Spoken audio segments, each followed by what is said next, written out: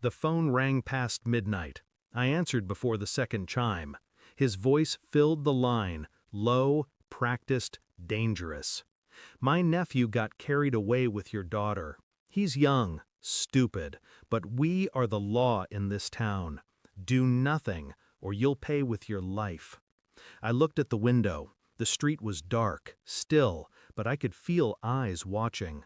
The city has its predators, its codes, but I've lived under far worse shadows. My answer left me colder than I expected. I was CIA station chief in Moscow. You think you understand power? You don't. Give me the kid in 30 minutes or you won't get a second chance. Silence. Then the click of the line going dead. 20 minutes later, another call came.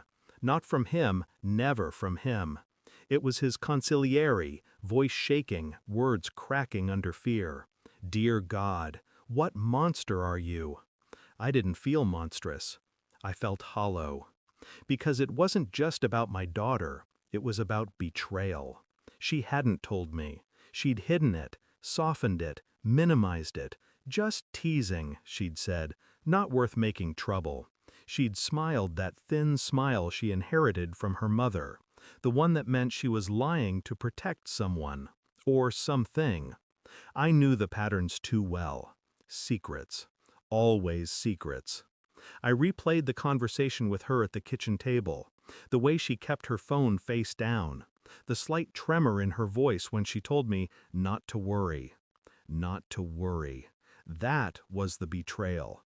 Not the mob, not their threats, her silence, her instinct to keep me blind, as if my presence in her life was more dangerous than the predators circling her. I couldn't show her my rage. I couldn't show her the storm that cracked open inside me. So I nodded, kissed her forehead, and let her think the lie had worked. I started digging. Quietly. Phone records, anonymous reports, cameras I'd installed years ago without telling anyone. My tradecraft was rusted, but not broken.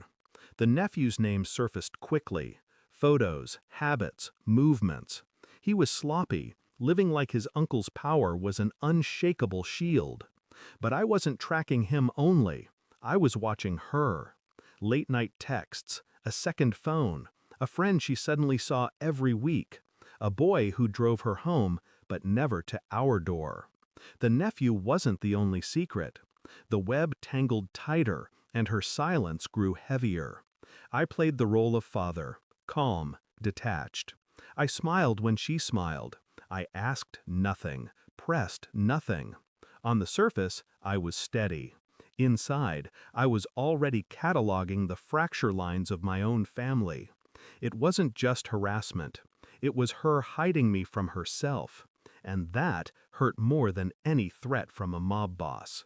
The evidence landed on my desk like a coffin lid. A copy of the boy's messages, explicit, goading, not just harassment, ownership. And then, worse, her replies. Short, hesitant, frightened, but there. She'd been coerced, manipulated, cornered, and she hadn't come to me. I printed everything, laid it flat on the dining table, waited until she came home. She froze at the doorway when she saw the stack. Her lips parted, her eyes flicked to me, then back to the pages. I didn't shout, I didn't move. I simply said, "How long were you going to let him keep you silent?" Her face broke. The tears came, messy, human, but I sat still, a stone. Because in that moment, I wasn't her father. I was judgment. The next morning, I walked into the boss's restaurant, alone, no weapons visible. I slid the stack of pages across his table, watched his face tighten, his eyes flicker with recognition. He tried a smile. She's lying. I leaned forward. My voice didn't rise. She wasn't the only one with secrets. I have your nephew's browser history, his encrypted calls, the offshore account you think no one knows about. If you want this buried, you'll hand him over, alive. For the first time, I saw fear in a man who thought fear belonged only to others. He called for his consigliere. Do it. And just like that, his empire fractured. They gave me the boy. They begged for silence. I didn't kill him. I didn't touch him. I just let the police take him with evidence so airtight it strangled. And when I walked back home, I didn't speak to my daughter. Not right away. She needed to see the weight of her silence before she could understand mine. At dinner, she tried to thank me. Her voice cracked with guilt.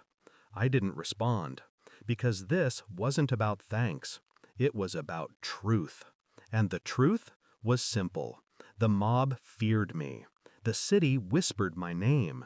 But the one betrayal that cut deepest had come from my own blood. I let her sit in that silence, knowing it was heavier than any bullet. And as I cleared my plate, I realized something final. I didn't need her trust, only her fear of ever lying to me again.